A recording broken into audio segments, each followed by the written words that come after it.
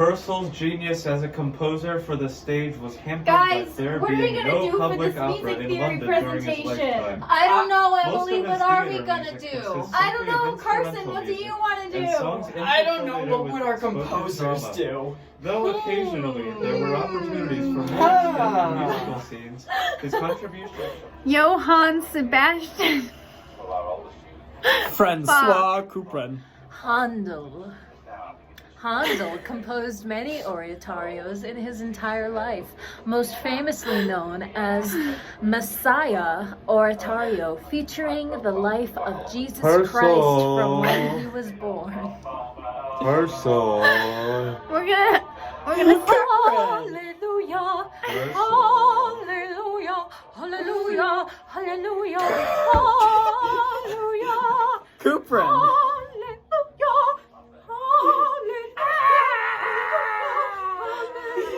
Couperin.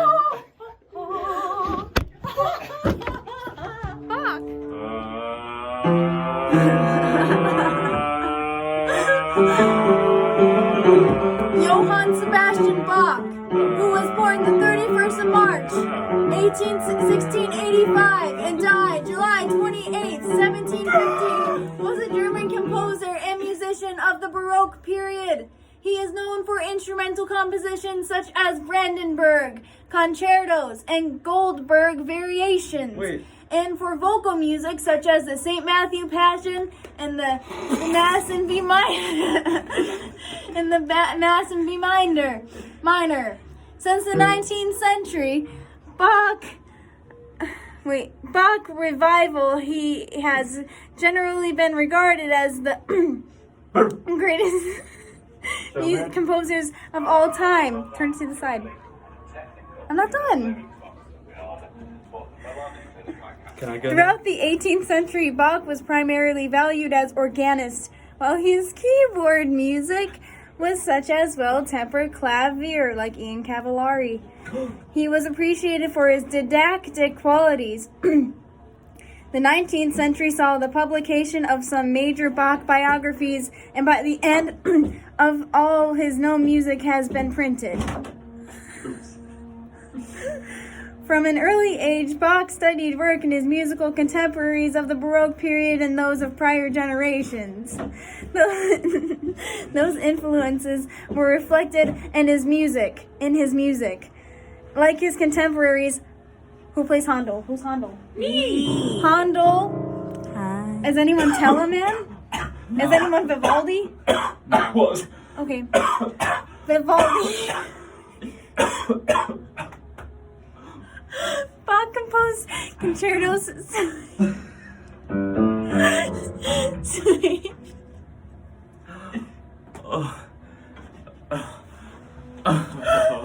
The capo arias and four-part choral music and employed basso continuo.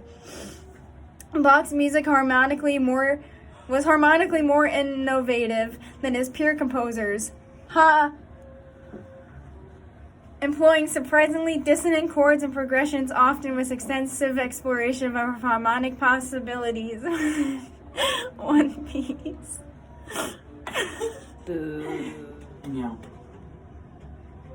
I was just sick, so my immune system should be good. Purcell's genius as a composer for the stage was hampered by there being no public opera in London during his lifetime. Most of his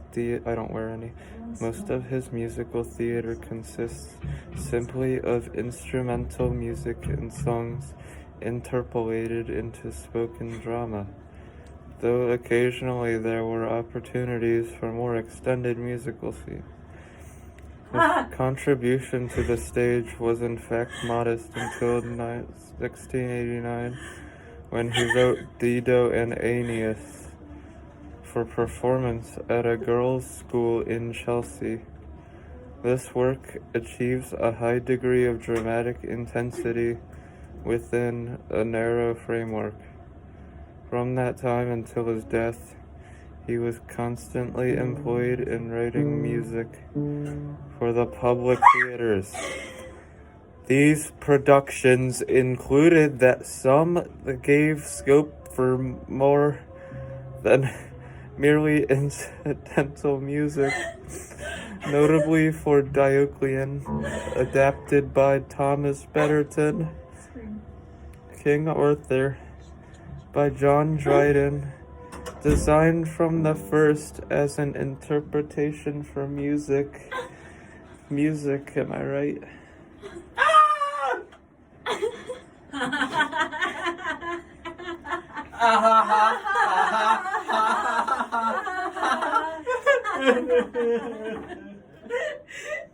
Are you done? No.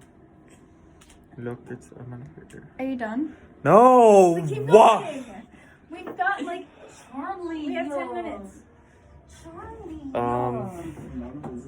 This was designed anonymous adaptation Yeah, for hypothetical. who cares? Charlie hypothetical.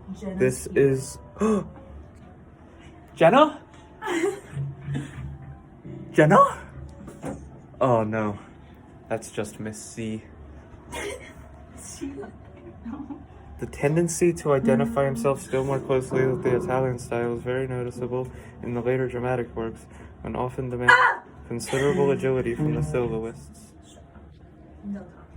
Go ahead, Carson.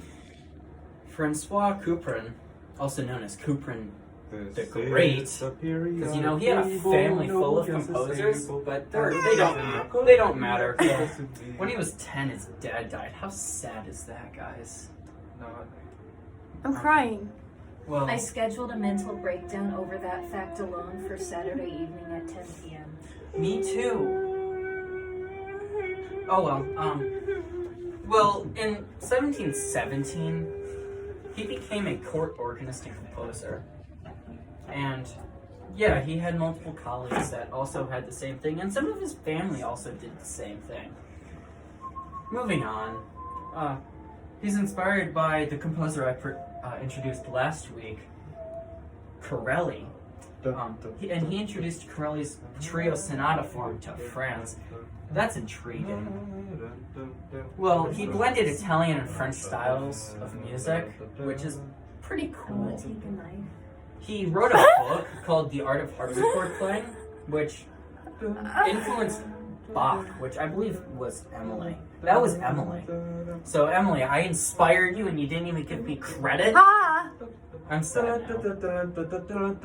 Well, I have 4 volumes of harpsichord music published in Take like a 1713, 1717, 1722, and 1730. It contains over 230 individual pieces. That's a lot of music that Francois Couperin wrote. Yeah, so he had the same tonality in the beginning of his pieces, and then the middle would be tried yoga? different, but same. But as well, it would also be close in the same tonality. But you know, moving on in my life, I'm just a boring dude who produced music. Are you done? So, actually is, I printed it just now. So I'm Handel, nice to meet you. This chair has a handle. Yeah, shut up. That's on the 23rd of February, 1685, he was born. And that's just a really beautiful thing. Personally, my favorite oratorio that exists is Messiah, and I know it's cliche, and I know it's stupid, and I know it's overdone, but Messiah is just a beautiful piece of work, and it is his most well-known Baroque era piece, but he was late Baroque into what we know as classical. Within 15 years, Handel had started 3 commercial opera companies to supply the English nobility with an opera, an Italian opera. Musicologist Wenton Dean writes that his operas show that Handel was not only a great composer, but he was a dramatic genius. Wow. I personally relate to him a lot for that reason alone. He was born the same year as Bach and Domenico Scarlatti, Oh! who was beat with a spoon by his father. But Social services need to get that. he was regarded as one of the greatest composers of the Baroque era, such as water music messiah, and music for the royal fireworks. He died. Do you ever feel like a plastic bag? Drifting through the wind. He died in 1759 in Brook Street at age 74. So he lived Not quite at long. Brook Street. Are you done? No. No.